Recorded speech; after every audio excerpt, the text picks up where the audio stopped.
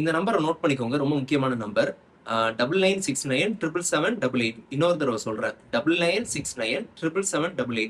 எதுக்கு இந்த நம்பர் அப்படின்னா, பெண்கள் வந்து ஆட்டோல டாக்ஸில தனியா போறீங்க அப்படின்னா, உங்களுக்கு ஏதாவது பிரச்சனை பாதிப்பு இருக்கு, உங்களுக்கு அச்சுறுத்தலா இருக்குன்னா நீங்க வந்து இந்த நம்பருக்கு கால் பண்ணிட்டீங்க அப்படின்னா தமிழ்நாடு காவல்துறை உங்களை வந்து கண்காணிக்கும் அப்படின்னு ஒரு அறிவிப்பு வந்திருக்கு.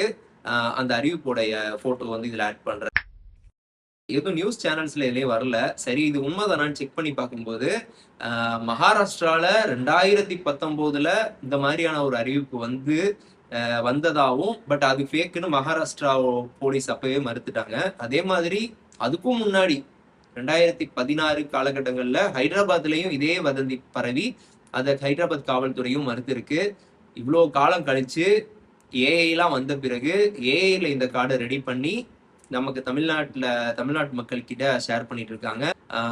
சரி, வதந்தியை கிரியேட் பண்றீங்க, அதையாவது ஒழுங்கா கிரியேட் பண்றாங்களா?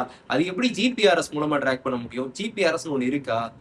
ஜிபிஎஸ் அது பேரு, சரியா? இன்னொரு முக்கியமான தகவல் என்னன்னா, காவலர்னு ஒரு செயலி இருக்கு தமிழ்நாடு காவல்துறையோடது.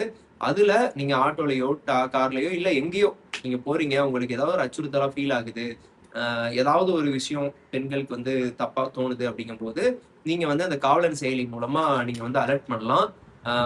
உங்களை அப்ப ஜிபிஎஸ் லொகேஷன் மூலமா அந்த பகுதிக்கு வந்து உங்களுக்கு தேவையான உதவிகளை காவல்துறை செய்யும்னு அறிவிச்சிருக்காங்க.